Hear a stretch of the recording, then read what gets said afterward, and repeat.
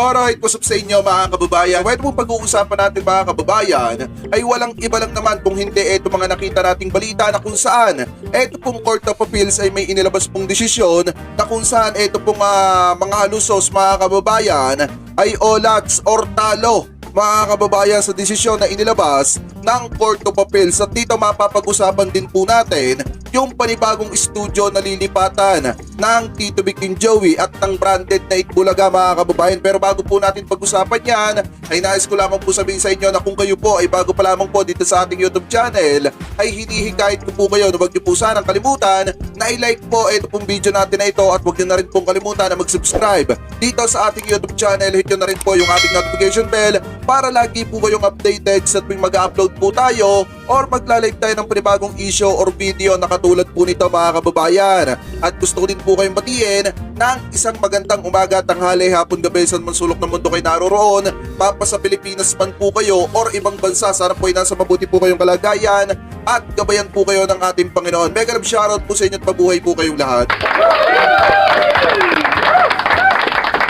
So anyway mga kababayan, uulitin ko yung mga nandito na nakatutok, nanonood. Huwag niyo po sanang kalimutan na i-like po ito pong video natin na ito at huwag niyo na rin pong kalimutan, lalo na sa lahat ng Team Replay, na mag-iwan ng inyong mga komento. At maraming salamat sa lahat ng hindi po nag-i-skip ng ating mga ads. Thank you po mga kababayan. So anyway, umpisahan agad natin itong ating talakayan mga kababayan dito sa nakita nating balita patungkol sa inilabas ng Court of Appeals na kung saan ito po mga halusos ay olats mga kababayan. Dahil ito masasabi nating napakalaking bagay din po nang nangyaring ito sa mga halusos mga kababayan.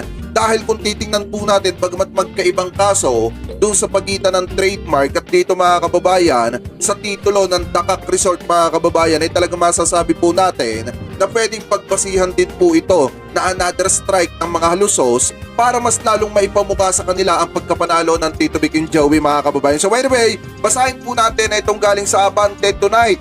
Mabilis sa balita. Sabi po dito mga kababayan, yan po yung source natin. Halusos olat sa titulo ng Dakak Resort. Yan po yung sabi dyan mga kababayan. So basahin po natin itong nilalaman. Sabi dito, pinawalang pisa ng Court of Appeals o retong CA ang titulo ng Dakak Beach Resort sa 1,000 square meter property nito sa Dapitan City. Yan po yung nakalagay dyan. So sabi pa dito mga kababayan, ito basahin po natin, ipinagutos din ng CA na bakantehin ng lupain at ibalik ito sa may-ari na si Ma Consuelo Saguin. Yan po yung nakalagay dyan, na nadiskubring pineke ang pirma sa sinasabing deed-of-sale ng resort.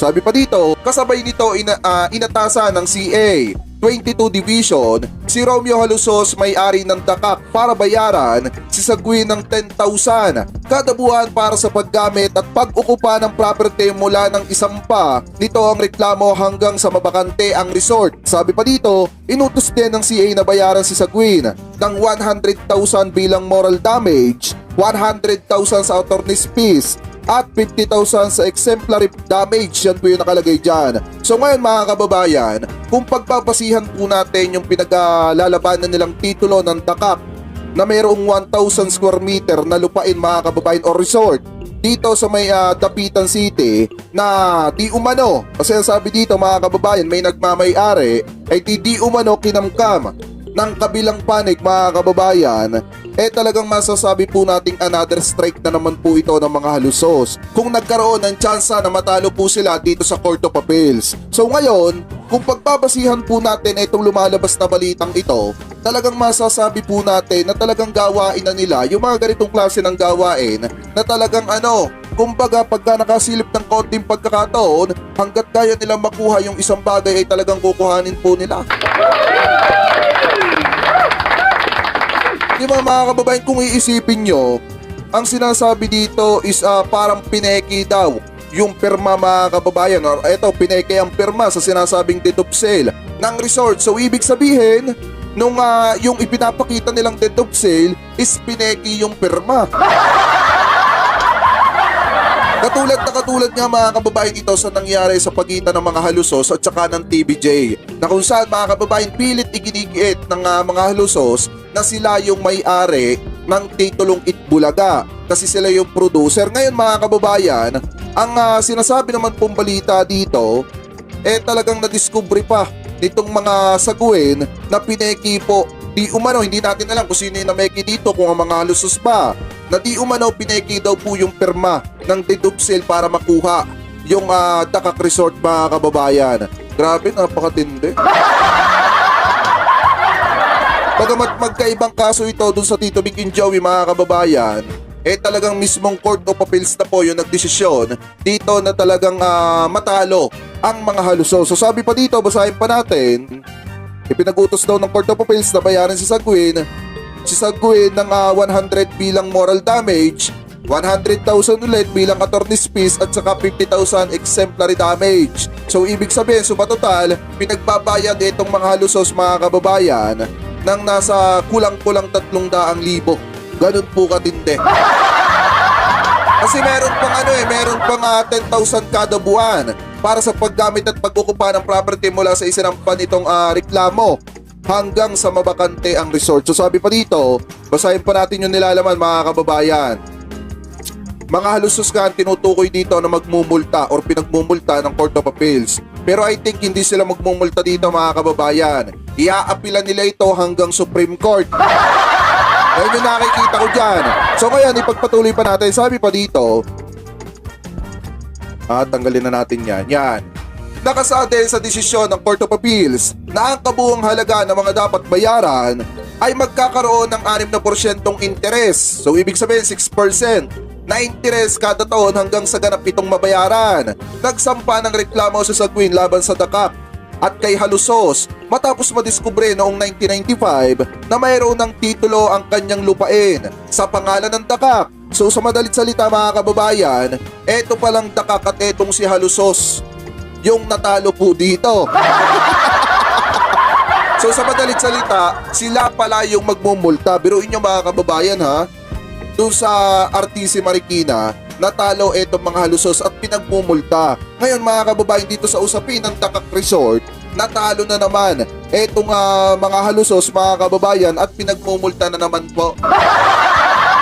Sabi pa dito, ipagpatuloy pa natin, eto daw, 1995 na mayroon ng titulo ang kanilang lupain sa pangalan ng Dakak. Dapat nababayaran sana ni Sagwin ang kanyang real property tax para sa 1,000 square meter property na pag-aari niya mula pa noong 1981. Pero nalaman na nakapangalan na ito sa Dakak. So ibig sabihin ang pinaglalabanan po nila dito is yung titulo ng lupain na may sukat na 1,000 square meter mga kababayan. At natalo po dito etong Dakak at etong si Halusos. So sa madalit salita, yung ginagamit palang lupain itong mga halusos is hindi pala po sa kanila at may nagmamay-ari pala po noon, pero pinagawan po nila ng peking dokumento. Kaya natalo po sila sa usapin ng 1,000 square meter na lupain na kinamkam nitong Dakak at nitong si Halusos mga kababayan. So sabi pa dito, nadiskubre ni Sagwin na pinarehistro sa pangalan ng Dakak ang kanyang lupain noong Marso 1994. Base sa umano'y 1988 dedupe sale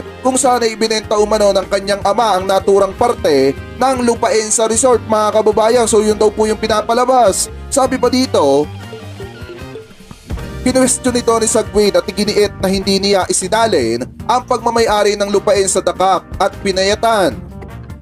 Pinayatan lamang ang kahilingan or pinayagan lamang ang kahilingan ni Halusos na gamitin ito kapalit naman ng libreng paggamit ng kanilang pamilya sa resort. So ibig sabihin mga kababayan, na nangyari pala po dito,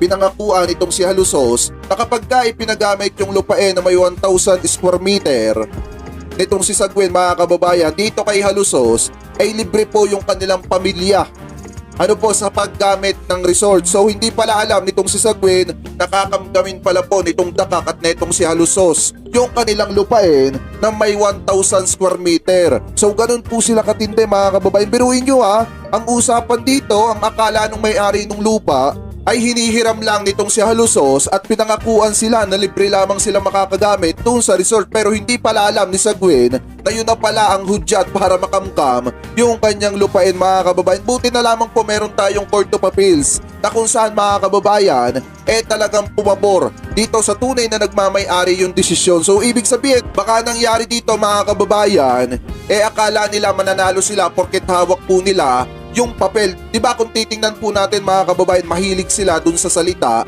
na meron silang pinanghahawakang dokumento. Meron silang certificate of registration katulad dun sa trademark. Pero mga kababayan, hindi natin lubos maisip na dito gagawin din nila yung estratehiyang yon. So ibig sabihin matagal na po nilang ginagawa yung mga ganitong klase ng gawain mga kababayan, na kung saan magpapakita sila ng dokumento, magpapakita sila ng mga papel at pipilitan na po nilang makanila yung pagmamay-ari po ng iba.